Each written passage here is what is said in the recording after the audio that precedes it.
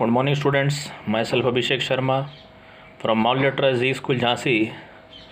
Students, today we are starting with 7th chapter of class 11 statistics, and the name of the chapter is frequency diagrams, histogram, polygon, and ogive. So, frequency diagrams relates to diagrammatic presentation of frequency distribution. In such series, values of a variable represent themselves number of times. That is, different values of a variable happens to occur different number of times. Now, there are three important forms of frequency diagram, that is histogram, polygon, and ogive. So first of all, today we will take histogram.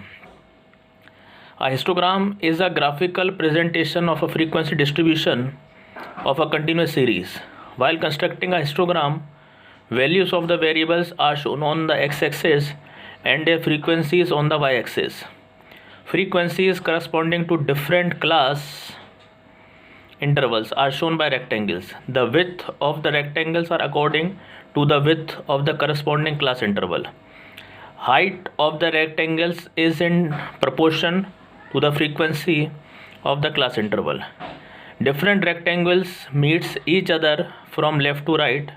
If the data are in the form of an inclusive series, these are first converted into exclusive series. It may be noted that histograms are different from bar diagrams because these are two-dimensional diagrams. Both length and breadth of the rectangles are considered for the purpose of a comparison. Bar diagrams are only one-dimensional, where only length of the bars is considered for the purpose of a comparison. If frequency are expressed in percentage in the distribution, then the same are shown as percentage on the graph instead of the number of items.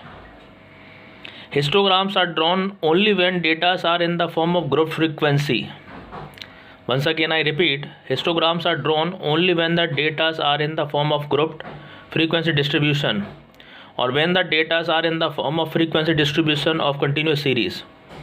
Histograms are never drawn for a discrete variable or for a data set making a discrete series.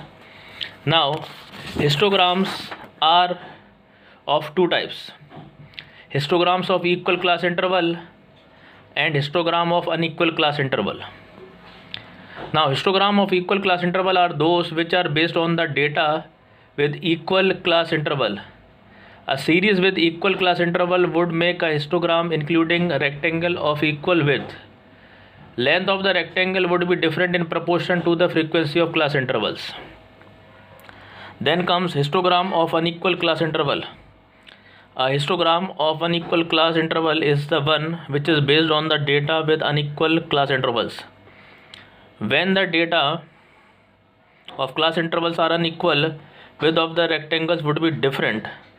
The width of the rectangle would increase or decrease depending upon the increase or decrease in the size of the class interval. Before presenting the data in the form of graphs, frequencies of unequal class interval are adjusted. First, we note a class of the smallest interval. Then, other classes are noted in the increasing order of these class intervals. If the size of one class interval is twice the smallest size in the series, frequency of that class is divided by 2. Likewise, if the size of the class interval is 3 times the size of the smallest class interval in the series, frequency of class is divided by 3, and so on. Adjustment factor for any classes. This is the formula. Adjustment factor of any class is equals to the class interval of the concerned class upon the lowest class interval.